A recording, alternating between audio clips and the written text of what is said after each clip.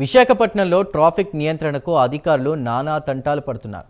Shopping malls యజమానుల తీరుతో traffic అంతరాయం ఏర్పడుతుందని వాహనదారులు ఆవేదన వ్యక్తం చేస్తున్నారు.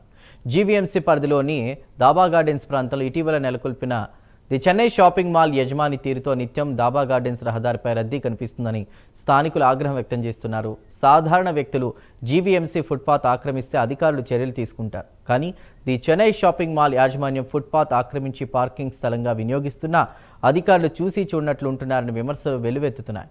దీనికి సంబంధించి మరింత సమాచారాన్ని మా ప్రతినిధి చంద్రశేఖర్ అందిస్తారు.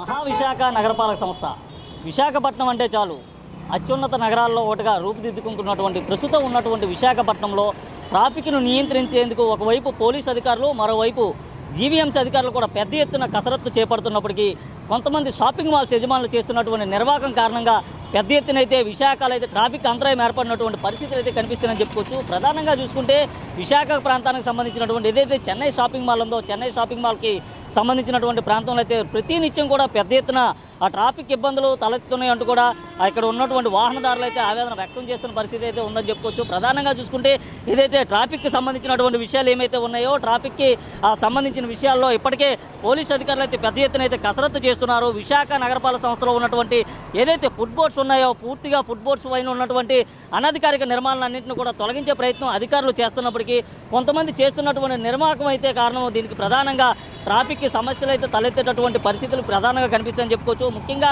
చూసుకుంటే ఏదైతే విశాఖ డాబా గార్డెన్స్ ప్రాంతంలో ఉన్నటువంటి ఆ చెన్నై షాపింగ్ మాల్కి సంబంధించినటువంటి ప్రాంతం ఏదైతే ఉందో, ఈ ప్రాంతంలో ఏదైతే పూర్తిగా ఫుడ్ బోర్డుని అయితే ఆక్రమించి నిర్మాణం చేపట్టిన పరిస్థితి కనిపిస్తుంది. దీంతోపాటు ఇక్కడికి వచ్చేటటువంటి వాహనాలు ఏవైతే ఉన్నాయో ఫుడ్ బోర్డ్ పైనుంచి మాత్రమే వెళ్ళి పార్కింగ్ చేస్తున్న పరిస్థితి అయితే మనం పూర్తిగా చూసుకోవచ్చు విజువల్స్లోని.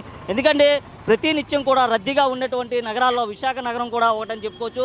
ఈ నేపథ్యంలో విశాఖ నగరంలో ఉన్నటువంటి ట్రాఫిక్ని ఎప్పటికప్పుడే క్రమబద్ధీకరించే విధంగా కూడా ఇటు ఉన్నతాధికారులు కానీ పోలీస్ సిబ్బంది వీరంతా కూడా ఆ చర్యలు చేపట్టేందుకు పెద్ద ఎత్తున కూడా సన్నాహాలు చేస్తున్నప్పటికీ ఏదైతే షాపింగ్ మాల్ నిర్వాహకులు ఉన్నారో దీంతో తమకు ప్రతి నిత్యం కూడా ఇక్కడ ట్రాఫిక్ సమస్యలు తలెత్తినంటూ వాహనదారులు కానీ లేదా ఇక్కడ ఉన్నటువంటి స్థానికులు కూడా ఆవేదన అయితే వ్యక్తం చేస్తున్న పరిస్థితి కనిపిస్తుంది.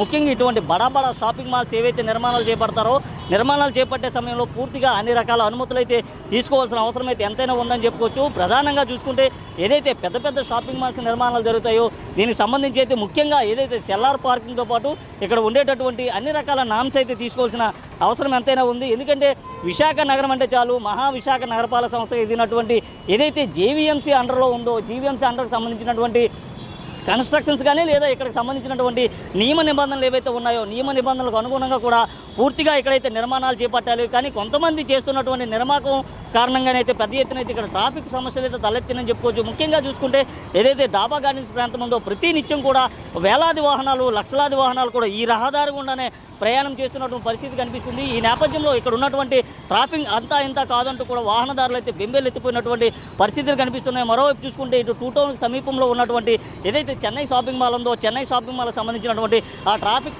కారణంగా పెద్ద ఎత్తున కూడా ట్రాఫిక్ జామ్ అవుతుందంటూ కూడా వాహనదారులు అయితే చెప్పిన పరిస్థితి కనిపిస్తుంది. మరోవైపు చూసుకుంటే వాహనదారులంతా కూడా షాపింగ్ మాల్స్కి వచ్చి ఆ రాంగ్ రూట్లో కూడా వెళ్తున్నటువంటి విజువల్స్ కూడా మనం పూర్తిగా చూసుకోవచ్చు. ఎందుకంటే ఏదైతే షాపింగ్ మాల్ ఉందో షాపింగ్ మాల్కి అనుగుణంగా ఉన్నటువంటి వ్యూ పాయింట్ ఏదైతే ఉందో ఈ టర్నింగ్ పాయింట్ నుంచి ప్రతి ఒక్కరు కూడా యూ టర్న్ తీసుకుంటూ ఉంటారు. అయితే ఈ షాపింగ్ మాల్స్కి వచ్చే వాళ్ళంతా కూడా సుదూర ప్రాంతం నుంచి వెళ్ళి వాహనాలను అయితే దారి మళ్లించి రావాల్సిన అవసరం అయితే ఉంది. ఈ నేపథ్యంలో వారైతే అటు షార్ట్కట్గా ఉన్నటువంటి రహదారి ఏదైతే ఉందో ఇక్కడ నుంచి షార్ట్కట్గా రాంగ్ రూట్లో వెళ్ళేటటువంటి విజువల్స్ అయితే మనం గతంలో ఉన్నటువంటి విజువల్స్లో కూడా చూపించిన పరిస్థితి కనిపిస్తుంది. ముఖ్యంగా చూసుకుంటే ఏదైతే గ్రేటర్ విశాఖకు సంబంధించినటువంటి అనుసంధానం ఏదైతే ఉందో, గ్రేటర్ విశాఖ అనుసంధానానికి సంబంధించినటువంటి వాహన పార్కింగ్ కానీ లేదా ఇక్కడ సంబంధించినటువంటి ఫుడ్ బోర్డ్స్ అన్నీ కూడా పూర్తిగా ఇక్కడ ఫుడ్ బోర్డ్స్ పైన ఉన్నటువంటి నిర్మాణాలన్నీ ఇప్పటికే గ్రేటర్ విశాఖకు సంబంధించినటువంటి అధికారులు తొలగించినప్పటికీ కొంతమంది అయితే ఇవన్నీ కూడా పూర్తిగా పెడచెవిని పెట్టిన పరిస్థితి కనిపిస్తుందని మనకు ప్రధానంగా అయితే పెద్ద ఎత్తున అయితే ఆరోపణలు అయితే వినిపిస్తున్నాయి. ఈ నేపథ్యంలో ఇప్పటికే పోలీసు అధికారులు కానీ లేదా జీవీఎంసీకి సంబంధించినటువంటి కొంతమంది అధికారులు కూడా ఇప్పటికే హెచ్చరికలు జారీ చేసినప్పటికీ అవన్నీ కూడా చెన్నై షాపింగ్ మాల్ అయితే పెడచెవిన పెట్టినట్లుగా అయితే పెద్ద ఎత్తున అయితే ఆరోపణలు వినిపిస్తున్నాయి. ఏది ఏమైనప్పటికీ ఇది విశాఖ నగరపాలక సంస్థకు సంబంధించినటువంటి పరిధిలో ఉన్నటువంటి చెన్నై షాపింగ్ మాల్స్ పైన పెద్ద ఎత్తున కూడా ఆరోపణలు అయితే వినిపిస్తున్న నేపథ్యంలో ఇటు పోలీసు అధికారులు కానీ లేదా జీవీఎంసీకి సంబంధించినటువంటి అధికారులు కూడా కఠినమైన చర్యలు తీసుకోవాలంటూ ఇక్కడ ఉన్నటువంటి స్థానికులు కానీ లేదా వాహనదారులు కానీ కోరుతున్నటువంటి పరిస్థితి కనిపిస్తుంది. వీడియో జర్నలిస్ట్ అరుణ్తో చందు, ప్రైమ్9 విశాఖ నుండి.